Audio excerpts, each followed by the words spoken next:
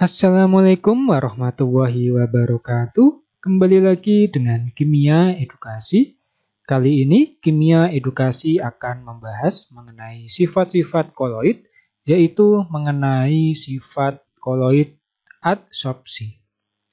Nah, selain sifat koloid, yaitu elektroforesis, kemudian nanti ada koagulasi, kemudian ada juga gerak Brown dan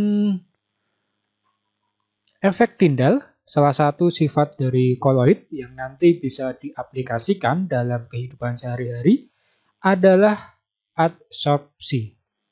Yang perlu digarisbawahi di sini adalah adsorpsi itu nanti berbeda dengan absorpsi. Jadi ada pakai D ini, kemudian ada pakai B. Jadi bedakan antara adsorpsi dengan absorpsi. Nah, adsorpsi adalah suatu peristiwa penyerapan ion atau molekul oleh permukaan partikel koloid. Jadi kuncinya di sini ketika ada kata adsorpsi adalah permukaan ini. Jadi permukaan partikel koloid. Sedangkan kalau absorpsi pakai B adalah penyerapan sampai ke bawah permukaan. Jadi bedakan antara adsorpsi sama absorpsi. Kalau pada adsorpsi hanya pada permukaannya saja, kalau pada absorpsi sampai ke bawah permukaan. Nah, jadi kita tidak memakai kata absorpsi, tetapi pakai adsorpsi.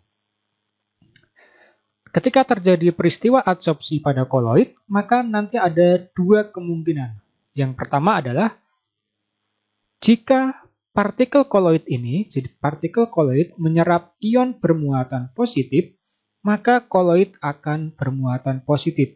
Jadi kalau ada koloid, kemudian dia menyerap partikel dengan muatan positif, maka yang terjadi, koloid ini juga akan bermuatan positif. Kebalikannya, jika koloid nanti dia menyerap partikel bermuatan negatif, maka koloid juga akan bermuatan negatif. Di sebelah kanan ini ada contohnya, di mana ada koloid jenis Sol, yaitu FeOH3. Ada FeOH3. Jadi di sini ada FeOH3. Di sekelilingnya dimasukkan ke dalam air. Maka di air ini, karena dia kandungannya adalah H2O, maka nanti ion-ion bermuatan positif, yaitu dalam bentuk H+, ini nanti akan jumlahnya sangat banyak. Nah, ketika ada FeOH3 ini dia terjadi proses adsorpsi H+, di permukaan dari FeOH3, maka secara otomatis FeOH3 ini, nah FeOH3, ini nanti dia akan bermuatan positif juga. Jadi nanti akan terjadi perubahan yang awalnya dia kondisinya netral, kemudian menjadi bernilai positif. Partikelnya dari FeOH3 bermuatan positif. Contoh kedua adalah AS2S3 ini. Ketika AS2S3 ini dikelilingi oleh ion-ion negatif, yaitu S2- misalnya, maka nanti AS2O3 ini akan bermuatan negatif juga. Jadi itu sifat dari koloid jenis adsorpsi, di mana nanti ada dua hal yang bisa terjadi, yaitu koloid akan bermuatan positif jika dikelilingi oleh partikel-partikel bermuatan positif juga. Koloid akan menjadi negatif muatannya jika koloid tersebut dikelilingi oleh partikel-partikel bermuatan negatif. Nah, prinsip dari adsorpsi ini juga dapat menyebabkan koloid-koloid ini nanti bisa menyerap muatan-muatan yang berupa netral tadi. Jadi bisa positif, bisa negatif, kemudian juga molekul-molekul yang berupa netral. Nah, prinsip ini nanti bisa digunakan untuk proses yang pertama. pemutihan gula tebu.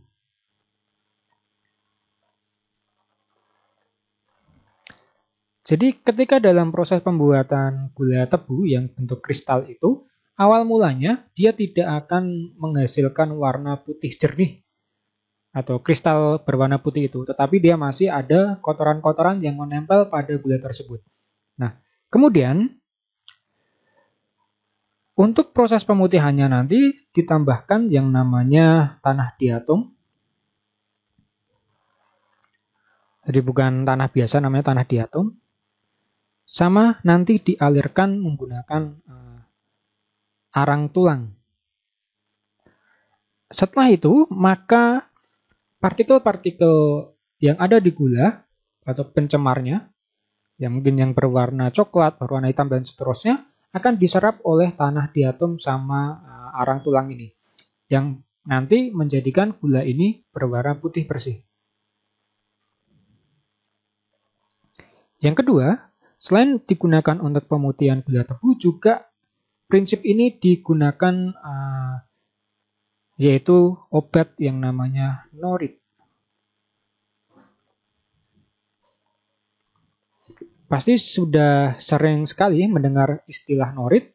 Jadi norit ini adalah terbentuk, garis besarnya adalah terbentuk dari yang namanya karbon aktif. Ketika norit sudah dimasukkan ke dalam tubuh, ya, kemudian masuk ke dalam usus, maka norit ini, karbon aktif ini akan membentuk sistem koloid yang nanti dapat menyerap racun atau mengabsorpsi zat racun sama gas-gas yang berbahaya. Jadi itu untuk norit seperti itu prinsip kerjanya. Satu lagi, di dalam proses prinsip dari adsorpsi koloid ini, ada yang dinamakan dengan proses penjernihan air.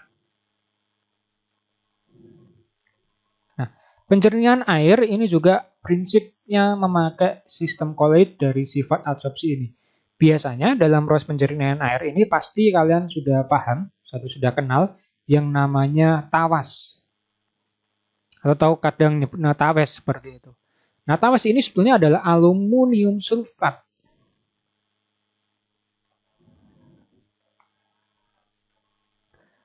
Ketika tawas aluminium sulfat ini dimasukkan ke dalam air, maka nanti akan terjadi proses hidrolisis.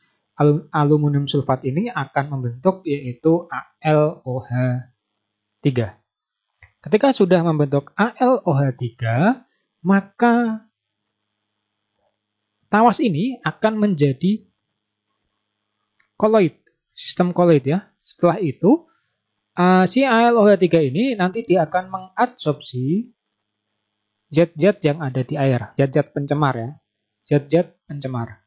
Atau zat-zat yang nanti akhirnya bisa terjadi proses pengendapan air seperti itu. Sehingga penjernihan air ini bisa berlangsung. Nah, ini juga kadang digunakan di dalam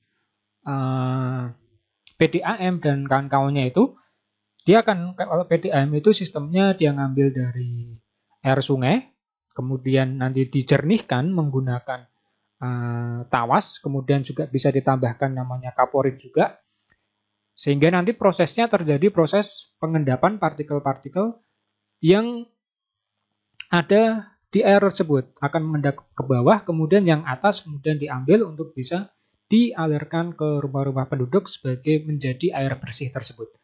Jadi itu mengenai sifat koloid tipe dari adsorpsi. Jika nanti ada yang ingin ditanyakan, silahkan nanti bisa ditanyakan di kolom komentar. Sampai jumpa pada materi-materi berikutnya di Kimia Edukasi. Wassalamualaikum warahmatullahi wabarakatuh.